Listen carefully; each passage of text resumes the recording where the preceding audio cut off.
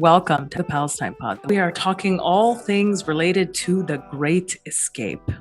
All of these men were victim of the apartheid states criminalizing armed resistance, which we know is their right under international law. They're all from Jenin, the very same city which in 2002 the Israeli military attacked. And I think it's important for us to keep in mind what this city means to the story of Palestinian resistance. It has, for Palestinians, for many decades symbolized Palestinian hope. The apartheid state's police went on a wild goose chase to find these political prisoners. Also engaged in torture and abuse of other Palestinian political prisoners as an act of revenge. Even though 4 out of 6 of them have been recaptured, it's still a moment of celebration that should remind us of the possibility of freedom and that we should continue to work for it and struggle for it because it is our only option. This is the Palestine Pod. Palestine Pod. Palestine Pod. Hello and welcome to episode 24 of the Palestine Pod, the weekly podcast where we break down the latest headlines dealing with Palestine from all over the world and bring you stories, commentary, and interviews with the aim of supporting the Palestinian struggle for justice and equal rights. I'm one of your hosts, Lara E. You might know me from Instagram as @GazanGirl, and I'm joined by my co-host, Mikey B. What's up, y'all? Mikey B on TikTok, Michael Schertzer on Instagram. You can call me Mikey Intifada if you were rooting for the Jews who escaped concentration camps with spoons, but think the ones who did it in Palestine are terrorists. Yeah, I thought that was really interesting. I didn't realize that Jews in the Holocaust were escaping concentration camps by using these same techniques, but I think it's a wild parallel. Before we get into today's episode, please like, comment, subscribe if you hang out with us on YouTube. If you're listening on a podcast app, subscribe and leave a review. As always, you can find our full episodes and sources at palestinepod.com. And if you want to get involved in the conversation, reach out to us at palestinepod@gmail.com and give us a follow on Instagram at the Palestine Pod. So today, Michael, we are talking all things related to the Great Escape. Last week on September 6th, 6 Palestinian political prisoners escaped from the high-security Israeli dungeon called Gilboa Prison. Reports say that the 6 Palestinians dug their escape tunnel with a rusty spoon, while the colonial guard in the watchtower, which was directly above them, had fallen asleep. The photo that shocked and humiliated the apartheid state and was seen around the world shows a colonial officer standing above the tunnel in the morning after the escape on the other side of the prison, completely bewildered. Now, in the aftermath of the Great Escape, the apartheid state's police, soldiers, and agents from its internal security agency, the Shin Bet, went on a wild goose chase to find these political prisoners. They used sniffer dogs and set up checkpoints in the areas surrounding the Gilboa prison. The apartheid state also engaged in torture and abuse of other Palestinian political prisoners as an act of revenge. So we saw on social media videos circulating showing the abuse. We also know that on September 8th, 2021, armed Israeli forces raided Section 6 of the Negev prison for Palestinian political prisoners and attacked prisoners. So we see the apartheid state going absolutely ballistic in the aftermath of the escape of these prisoners and punishing the other prisoners that it continues to hold, because we of course know that Israel holds somewhere around 4,700 Palestinians, men, women, and children as political prisoners in one of its many, many, many dungeons across Israel. And so we saw photos of that abuse taking place as well in the aftermath. Yeah, the Gilboa prison is known as the safe among Zionists, and those Palestinians are known as the key. Before we discuss the stories of these men who freed themselves from a concentration camp inside of Palestine, let's provide some context, shall we? The Zionists are always like, but what's the context? Well, here is the context. Since 1967, Israel has imprisoned more than 700,000 Palestinians from occupied West Bank, Gaza, and East Jerusalem. Israel imprisons Palestinians from the occupied areas inside of Israel, which is illegal under international law. According to Amnesty International, Israel's ruthless policy of holding Palestinian prisoners arrested in occupied Palestinian territories in prisons inside of Israel is a flagrant violation of the Fourth Geneva Convention.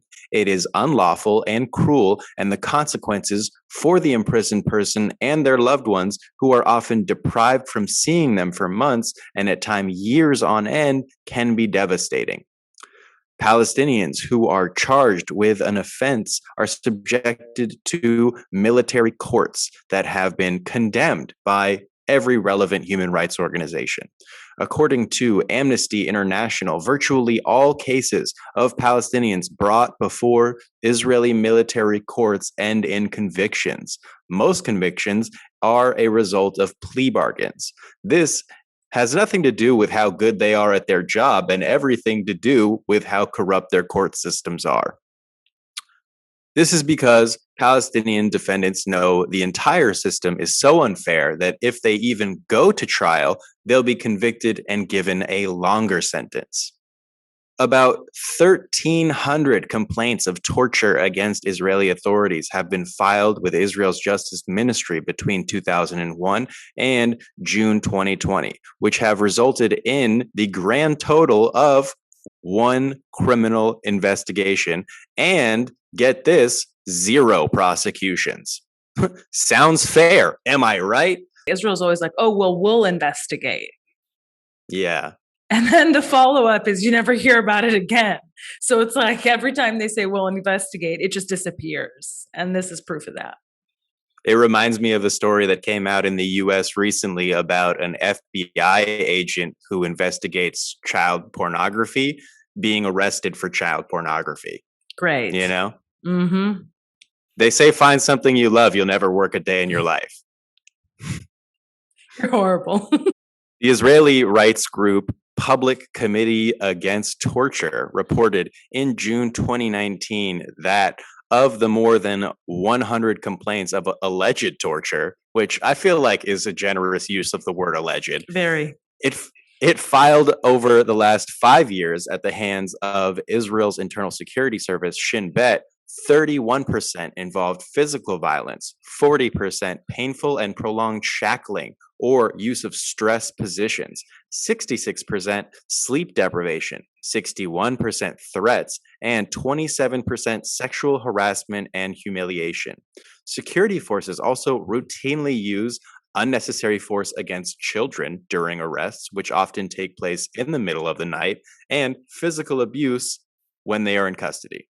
In addition to physical violence, prolonged shackling, stress positions, and sleep deprivation, other abusive practices employed by Israel against Palestinian prisoners include the use of isolation, solitary confinement, restrictions on and denial of family visits, deliberate medical neglect, prisoners with serious health problems, including illnesses such as cancer, causing much suffering and leading to many unnecessary premature deaths.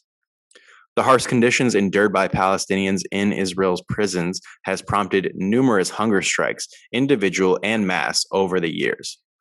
The occupation uses a procedure known as administrative detention, which we've covered extensively on this podcast before, to imprison Palestinians without charge or trial for months or years.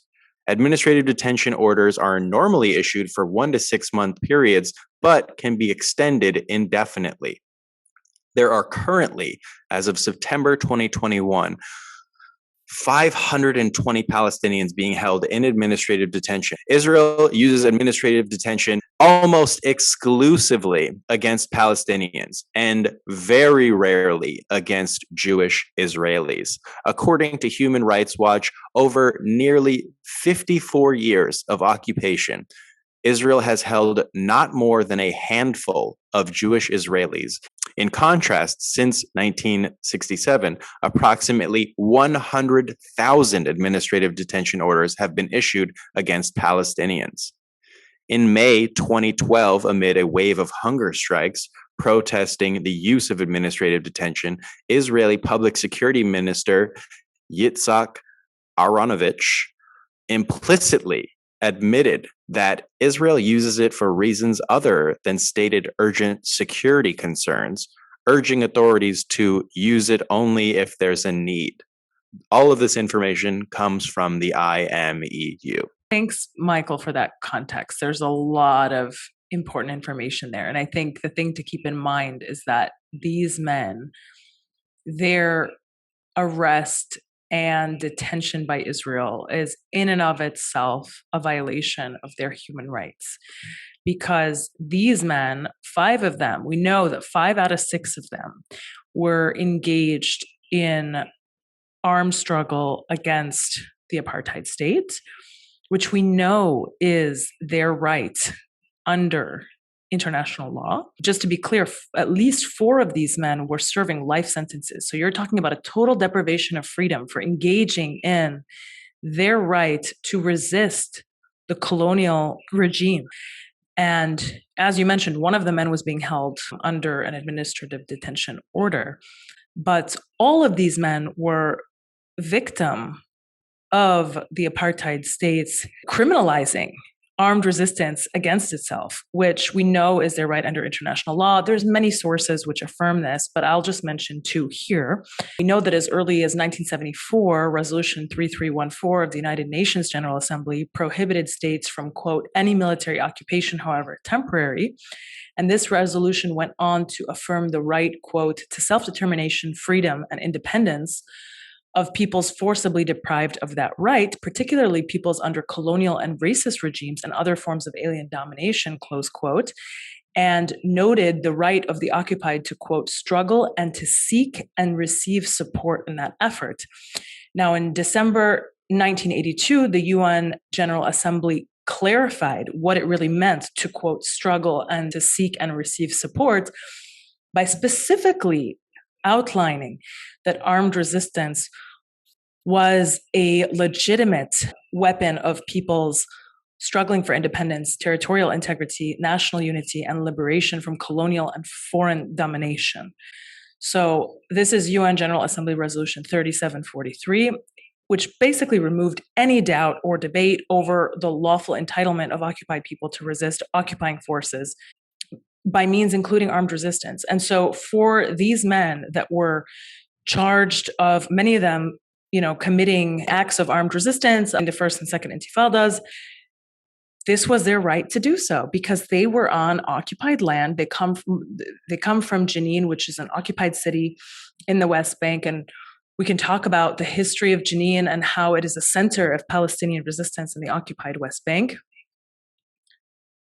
But they were in their right when they committed those acts. And so that is something that we need to absolutely center in this story, because these men who are escaping these prisons are not doing so after having been charged and prosecuted of crimes that they should be put away for, but rather by the very entity who they are resisting in this struggle against apartheid and colonial domination. So the men range in age between 26 and 49.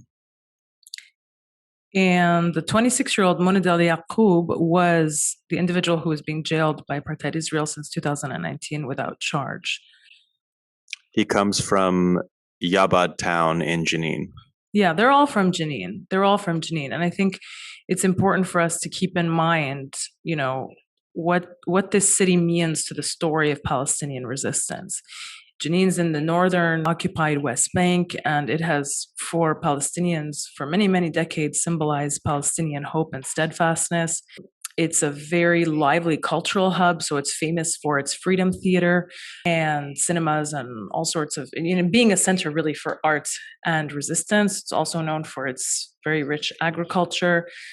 Today, Jenin is surrounded by Israeli military checkpoints, the Israeli apartheid wall. Like many of the other cities in the occupied West Bank, it's essentially cut off from other Palestinian cities. But its steadfastness and resistance really goes back to the British occupation of historic Palestine. So it was also a center during the 1936 to 1939 Great Arab Revolt. And that history really continues. So even following the Nakba in 1948, when we know that Israel destroyed hundreds of Palestinian towns and villages, thousands of Palestinians were driven from Haifa, which then became what is known as Israel today, and many found refuge in Jenin. So a lot of the people living in Jenin are actually 1948 refugees, and many of them live in the Jenin refugee camp, which was founded in 1953. Today, there's something like 16,000 Palestinian refugees that continue to live in that camp, and they are continuing to demand their right to return to their homes in 48, which is their internationally enshrined right of return that we have spoken about. These men come from this city, the very same city which in 2002, the Israeli military attacked by demolishing the internationally known theater and destroying over 400 Palestinian homes. The theater was rebuilt by Palestinians, and again, it's just a further example of Palestinian determination to live no matter what. One of the individuals who was involved in the Great Escape is actually a co-founder of the Freedom Theater. So Zakaria Zubeldi was one of the founders of the Freedom Theater. He had been imprisoned by Israel without a formal conviction, and he was considered sort of one of the leaders of the escape. Also, I want to mention about Zakaria Zubeldi, some research that I did on him that I found was that he actually lost his mother and his brother in quote unquote confrontations with the Israeli occupation forces. And his own house in Jenin was demolished. So this is somebody who lost very close family members because of the occupation, whose own home was demolished by the occupation, and who, as a result, has made the choice to resist against the occupation. And I just want people to reflect on, what it would mean to lose your mother, to lose your brother, to lose your house, and what you would do. How long would you wait before resisting? And when you see the same thing happening over and over and over again in the city that you live in, with hundreds of homes being demolished in Jenin, with the Israeli army, entering Jenin and carrying out various military assaults, right? There's stories of this time and again. At what point do you say enough is enough, and I'm going to fight for my right, my community's right, my family's right, to be free from all of this, to be free from colonial subjugation, which is a permanent experience for Palestinians who live in the occupied West Bank. So, I think it's important to understand who these people are, a little bit about their stories. And I couldn't find a ton about all of them, but I think this is just one important case study, taking Zakaria Zubeldi and understanding okay, this is what this guy went through, and this is how he ended up in this prison because of his resistance activities. And this is also what drives his will to be free, right? So to learn more about the massacre of Jenin, there is a great documentary by Mohammed Bakri called Jenin, Jenin. And it was so powerful that the Zionists actually sued Bakri to make sure that it wouldn't be allowed to be distributed, and they brought slander charges against him. The judge said in her verdict that Bakri had not shown good faith, and he was charged with a large sum to pay for the movie that he made. That's insane. It's just crazy to me. The apartheid regime, they will sue over a movie. They're so threatened by things. They committed the massacre. Yeah. He documented it, and they were like, "Nah, we're going to sue you, actually." They were like, "How dare you? We're going to sue you for showing our war crimes." Insanity. Absolute insanity. The entire town of Silat al-Dahr in Jenin is currently on strike in solidarity with the political prisoners. So, your favorite Silicon Valley settler, Naftali Bennett, described the Great Escape as a quote unquote serious incident. Hamas called the escape a quote real defeat for Israel's security system. Qadura Faris, who is the head of the Palestinian Prisoners Club, described the brazen escape as a victory against the Israeli security system. And another figure in the Palestinian resistance movement described the escape as a quote heroic act that was a severe blow to the Israeli army and Israel's entire security apparatus. He continued that this is a long and open struggle, and the occupation must understand the lesson well. Our people will never surrender, and Israel's terrorism will not succeed in breaking the will of our people. Also, do you know if Mahmoud Abbas said anything about this? I don't, but I'd actually heard that the Palestinian Authority was cooperating with the occupation in locating political prisoners. And we should say, as of Sunday, September 12th, 4 out of the 6 men have been recaptured by the Zionist occupation. In the past week, we've seen a tremendous outpour of support and joy and jubilation from everyday people in the streets of Palestine who were celebrating this victory, even if short-lived, because freedom, no matter how long you have it for, is sweet. Yeah, I mean, I was super happy when I heard about the story. I mean, just completely elated because I know that they felt freedom, right? We also realize in that moment that no matter how much money the apartheid state will spend on weapons, and no matter how much money the United States pours into supporting this apartheid regime, and no matter how much surveillance technology they develop, it's simply no match for the human will to be free. And I think it's really a testament to the fact that we're going to be free one day. You know, it's been over 100 years of colonialism. We're still here.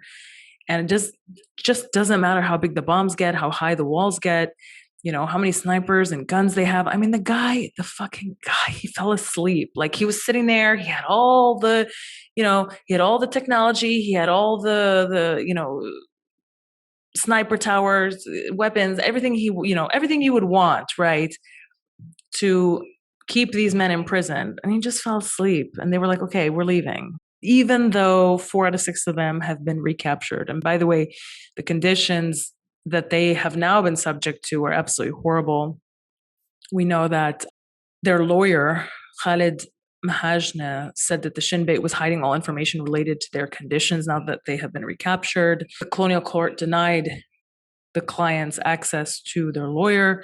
Several photos have been circulating showing that the men captured have been subject to torture. This is all nothing new here. Michael, you talked about this a little bit earlier. We know that Palestinian prisoners in Israeli captivity are regularly subject to torture, denial of visits, denial of medical care, denial of lawyers. And in the words of Professor Noura Erakat, she says this entire system is, quote, tantamount to a crime against humanity. But all this aside, it's still a moment of celebration. And it's still a moment that should remind us of the possibility of freedom and that we should continue to work for it and struggle for it because, you know, it is our only option. Life is not worth living when you are behind bars. Life is not worth living when you are denied your freedom. And so your only option is to struggle for your freedom. A few weeks ago, it was Ben and Jerry's. This week, Palestinians dug freedom with a spoon. Yeah. The Zionists are having an absolute conniption over ice cream and the way you eat it. Yeah. Exactly. Oh, man. They're horrible. Okay, so there's a fantastic video that was put out by Subi Taha, and it details the history of Palestinian women providing information to people inside of Palestinian prisons about how to escape through coded language. And I just want to play the video in its entirety because it's so brilliant. If you care at all about the history of Palestine, it's one of those things where you just have to sort of sit back and watch. So, okay, let's do it.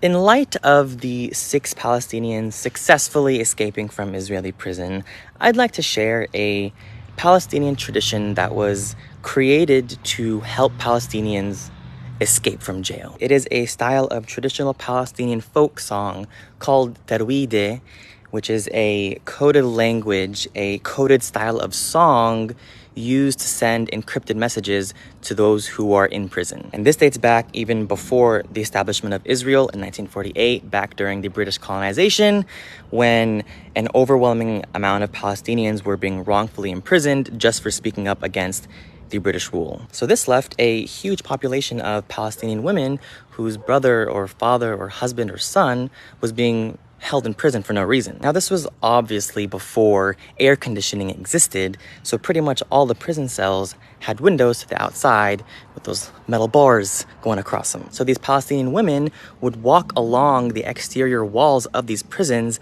and sing these songs to communicate with their loved ones in prison. So from the view of the British or Israeli occupier, it just looks like there's a random Palestinian woman walking around singing folk songs when she's actually sending a message to her husband or her brother about how she's going to help him escape from the prison.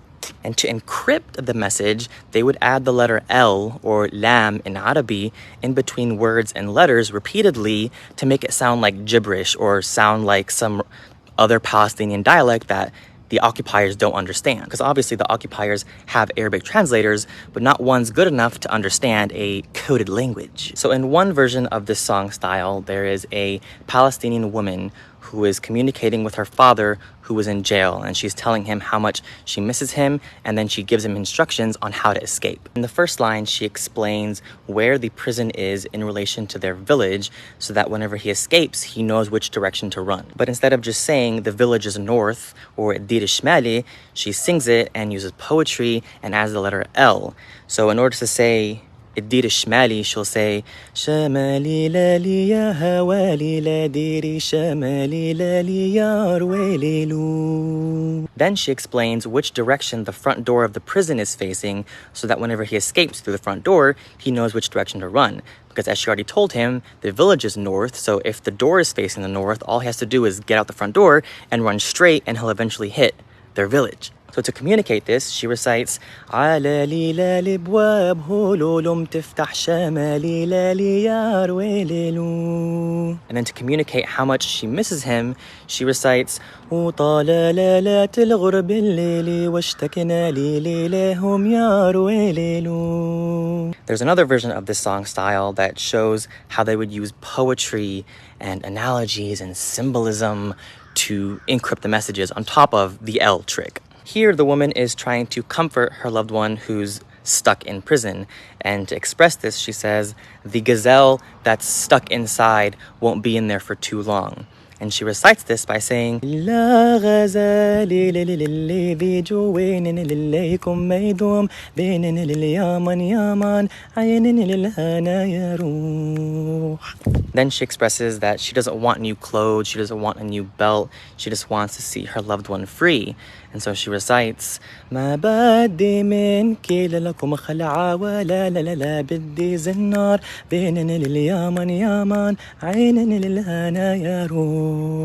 Ugh, it breaks my heart, but at the same time, it's just so beautiful and rich. And since the British colonized the land over 100 years ago up to today with Israel's occupation of the land, thousands, if not hundreds of thousands of Palestinians have been forced to endure wrongful imprisonment without a proper trial, being tortured in prison. Now there's even a problem with what people are calling a corpse prison, where the Israeli authorities are holding the dead bodies of Palestinians for no reason and not allowing their families to properly bury them. That is what Palestinians are having to struggle through to this day in 2021. And they've been going through this for over 100 years now. And this Terwide style of folk song is just one of many examples of how strong and resilient the Palestinian people are. Ya Falastin, ya Bladi, Allah yahmik. That video was awesome. Yeah. I don't even know how he knows all this stuff. It's crazy.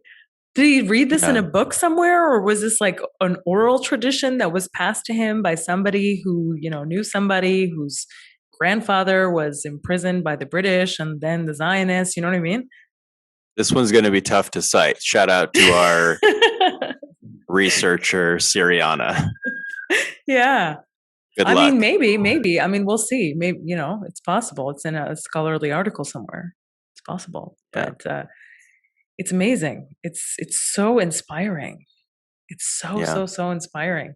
And, these knowing that these stories have been there since the inception of the struggle against colonialism, and then knowing, like I said, here we are today, over 100 years in, and we're still struggling. And that to me is like the real indication that we have to keep hope, Yeah, that was just so lovely. Also, I love to listen to Sobri sing. Yeah. Yeah, he's got a great voice. And Beautiful to me voice. it was very interesting how ingrained poetry and performance Yeah. art is with Palestinian resistance, right? Yeah. So much so that like we sort of couple the two and we think of Palestinian poets like Mahmoud Darwish, right? Mhm.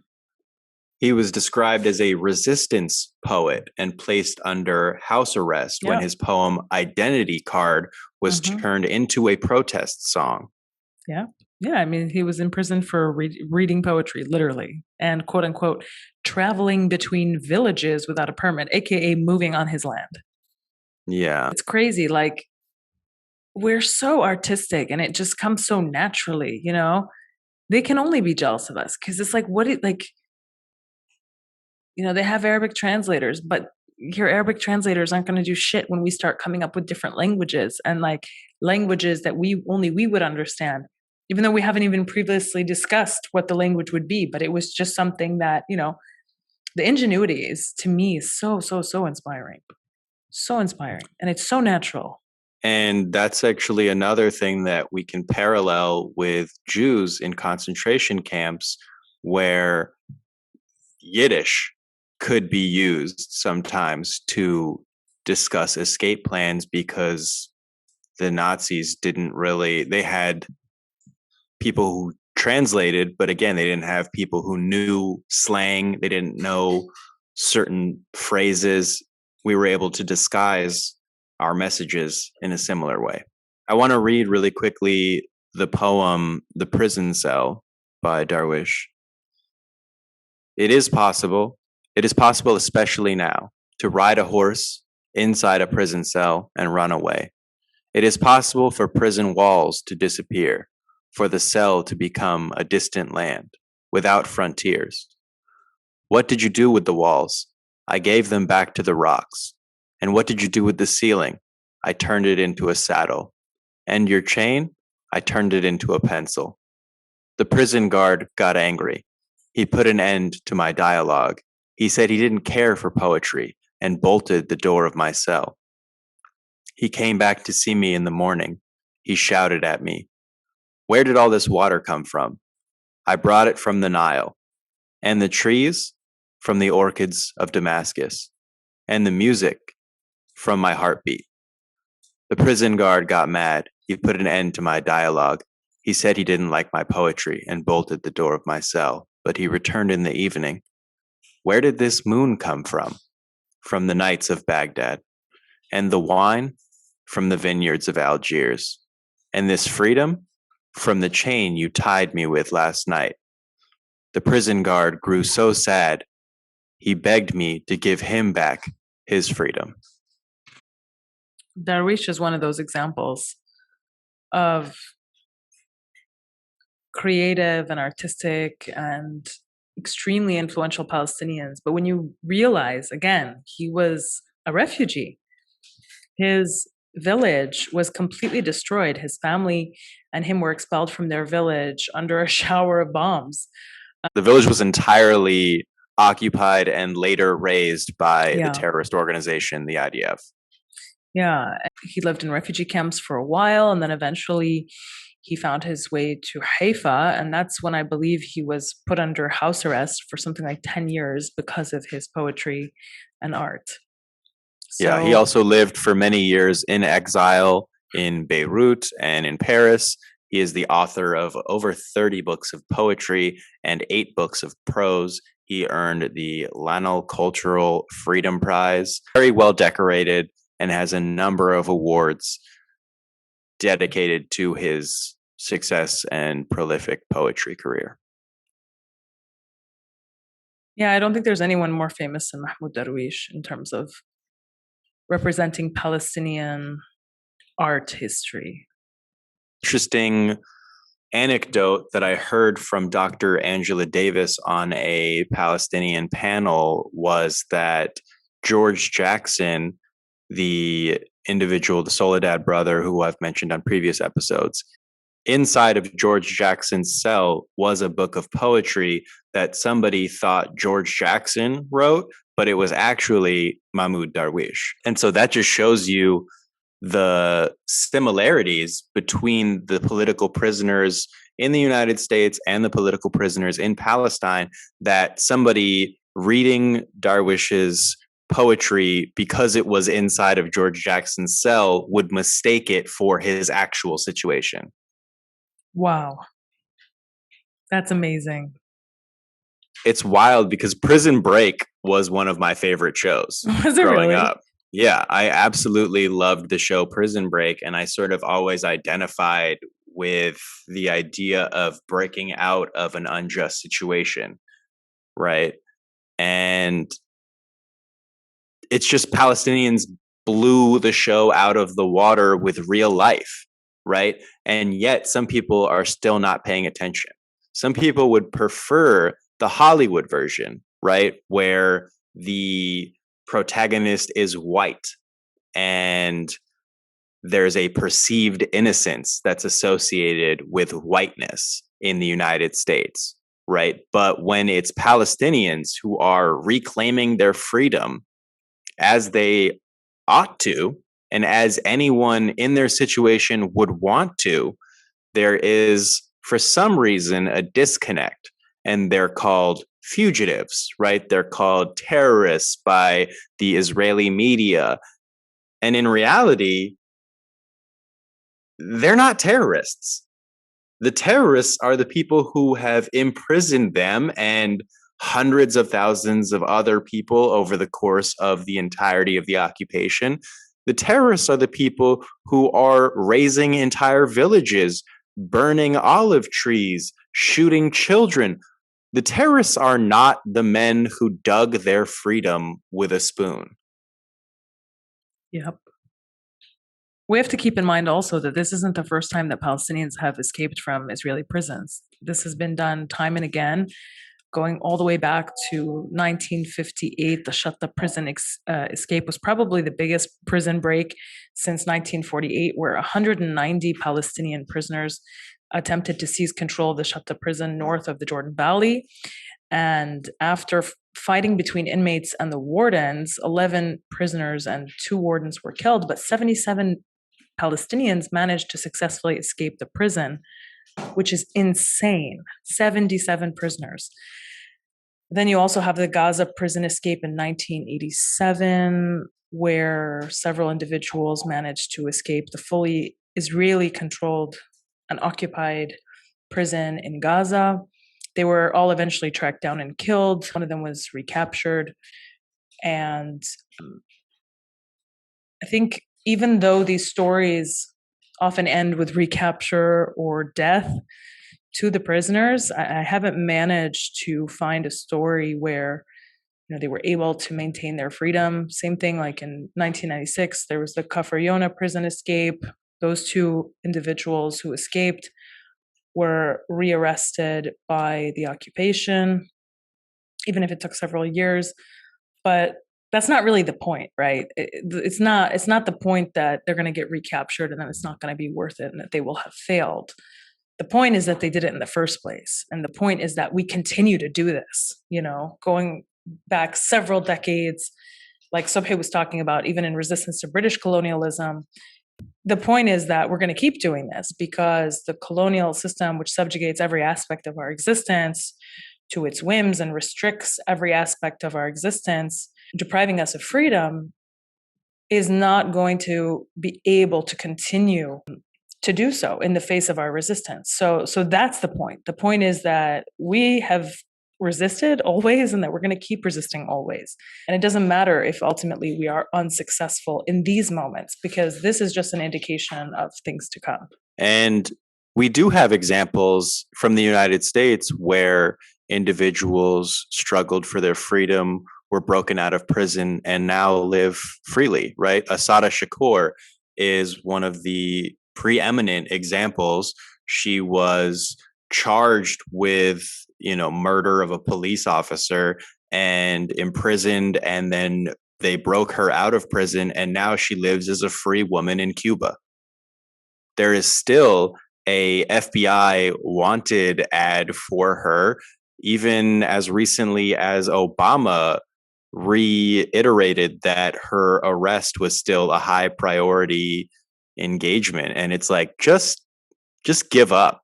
Like, recognize when you've lost, But anyway, shout out to Asada Shakur and the Black Liberation Movement. The Soledad brothers also tried to liberate George Jackson from prison, and they were murdered by the sheriffs who killed the judge that they had taken hostage as well. Everybody should read her autobiography. It's one of the preeminent books when it comes to the struggle for liberation.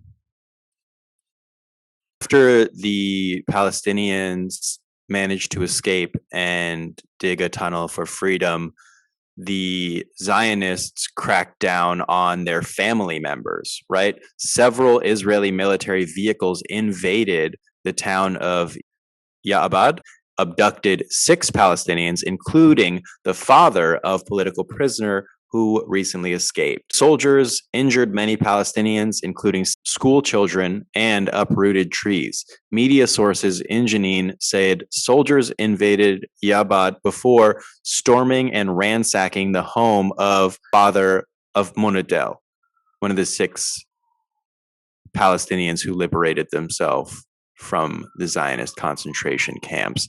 They added that the soldiers interrogated the father and his family while ransacking their home before abducting him. The soldiers also abducted a former political prisoner identified as Radad and his brother Shadad from their home in Araba town, southwest of Jenin. The two are brothers of Mahmoud and Mohammed. The invasions led to protests before the soldiers shot a student with a rubber-coated steel bullet in the head and caused dozens of school children and residents in their homes to suffer the effects of tear gas. The soldiers also invaded Anin village west of Jenin and demolished a parking structure in addition to bulldozing lands and uprooting olive trees near the annexation wall. So long story short, a lot of collective punishment, a lot of retaliation against ordinary people living their lives because the Israeli colonial regime went totally ballistic and started to, once again, have a global meltdown because of the very humiliating defeat that they suffered in this Great Escape. Imagine having a multi-billion-dollar budget and you are bested by 6 dudes with a spoon. A rusty spoon. That's tough. That's a tough one to swallow. That's a real rocky road. Yeah. How many ice cream jokes can we make? Honestly, I'm going to milk it. You know what? Yeah, you could do a whole set of ice cream. That was jokes. another ice cream jokes. I actually missed that one. It went right over your head. You know what I mean? The ground above the tunnel. Was that an ice cream joke? No, that was a joke about the tunnel. Okay. Speaking of Ben & Jerry's, let me just give this really quick update about Arizona, which incidentally, who knew, was super Zionist. Did you know that Arizona is going to be murdering the prisoners with the same gas that was used in Auschwitz? Oh, that's also Arizona? That's Arizona. Why haven't the Zionists been upset about that? They call everything anti-Semitism. You Google Israel, Israel's like you're an anti-Semite. Yet they can go ahead and literally murder people with the same gas that was used in Auschwitz, and Zionists have nothing to say? It's almost like they don't care about threats to Jews or the Holocaust at all. and they only weaponize it against Palestinians when it's convenient. That's what it seems like to me. I think they're pretty pleased with Arizona, actually, because on September 10th, we heard word that Arizona has decided to sell off $93 million worth of Unilever bonds. And again, if you remember, Unilever is the parent company to Ben & Jerry's. They've also announced plans to sell off the remaining $50 million that they have invested over subsidiary Ben & Jerry's decision to stop selling its ice cream in the Israeli-occupied Palestinian territories. The Zionists are actually pretty good at BDS. That's the divestment part. Yeah, right? That's the divestment part. So the state treasurer by the name of Kimberly Yee announced this week that Arizona was mandated by a 2019 state law barring Arizona government agencies from holding investments or doing more than $100,000 in business with any firm that boycotts Israel or its territories. So basically, Arizona is one of those states with the anti-boycott laws on the books, one of 35 states that has now actually divested itself from Ben & Jerry's or its parent company in response to the Ben & Jerry's decision. Other states like Illinois and Florida have announced that they too are going to divest from Unilever, but that has yet to be confirmed. Where will they get ice cream? Who knows? But I think, look, it's crazy because the fact that you must do business with Israel. And if you don't, that's against the law. Like that is what is at issue here. That's what's at stake here. It is so important for these states to do business with Israel that they have outlawed not doing business with Israel. That's insane. And then people have the nerve to be like, what happens to all the Zionists if we free Palestine? And you're asking about a stolen house.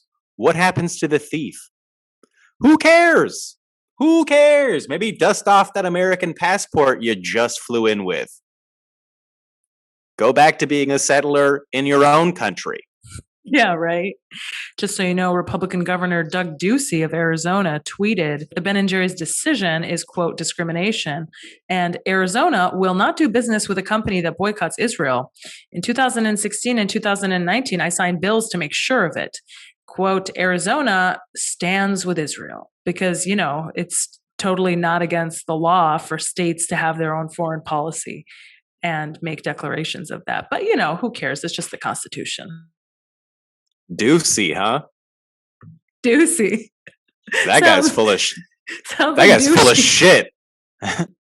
Sounds like douchey. But let me just talk about what the Zionists are doing online. Sure. As we've got a Zionist company that sells spyware to governments linked to fake Black Lives Matter and Amnesty International websites that are used as hack targets, according to a new report. Researchers from the Citizen Lab at the University of Toronto, who worked with Microsoft, issued a report about the potential targets of Kangaroo, a occupied Jaffa-based firm marketing untraceable spyware that can infect and monitor computers and phones. In 2017, the firm had sales worth nearly $30 million, serving clients in the Gulf, Western Europe, and Asia, according to a lawsuit reported in an Israeli source. Kangaroo has operations with Uzbekistan, Saudi Arabia, and the UAE, Forbes has reported. One way the company's spyware allegedly infects targets is through web domains, and the researchers found that the firm's software was associated with URLs masquerading as NGOs, women's rights advocates, activist groups, health organizations, and news media. Citizen Lab research uncovered websites tied to Kangaroo with domain names such as Amnesty Reports, Refugee International, Women's Studies, Euro News, and CNN 24/7. Activists who are targeted may click on links that appear to be from trusted sources and then be taken to a site with innocuous content or redirected elsewhere. But this website, which was specially registered for the purpose of exploiting their computer and would run code in the background that would silently hijack control of their computer. The malware could enable persistent access to essentially everything on the computer, potentially allowing governments to steal passwords and documents or turn on microphones to spy on a victim's surroundings. The user wouldn't recognize anything was amiss, said Mark Zak, a senior research fellow with Citizen Lab. And this dovetails nicely into the story of Pegasus, right? The Pegasus Project, which was recently reported on by a slew of media organizations, NPR, CNN, all of them. But don't click their links, you never know.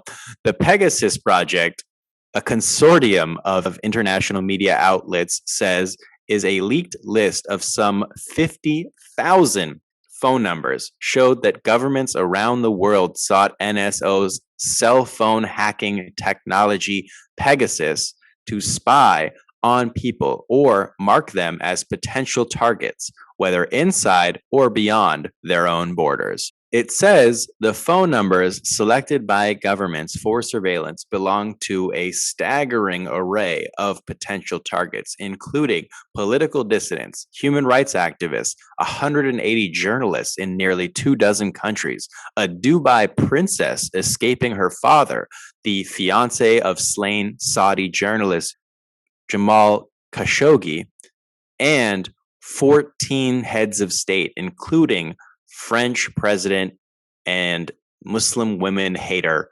Emmanuel Macron. I love the way you say Macron. It's Macron. He deserves it, though. Macron. Call him Macron. He deserves Yeah, I'm not going to pronounce his name in his language. Fuck him. it. Macron. That's mackerel as far as I care. So, hold on. Let me just see if I understand this correctly. So, the Zionists developed some technology that is like intentionally misleading activists who are trying to find actual websites of NGOs like Amnesty International or other human rights websites, right? And they're replacing them with fake websites that if you click on, then will steal shit on your computer and expose you to all this malware that it's going to take all your data and spy on you. That's what they're doing. Yeah, so again, shout out to our researcher, Siriana. Be careful the links you're clicking. Yeah, right. Okay. So that's one thing. And then the Pegasus thing is a different thing. This other technology to governments to spy on human rights activists and lawyers and individuals involved in resisting governmental domination. And we know that software was used to spy on people like Jamal Khashoggi before he was brutally murdered by the Saudi regime and other activists and individuals, including heads of state who are not like great, like Macron, but they're also on this list. I'd be surprised if we're not on that list.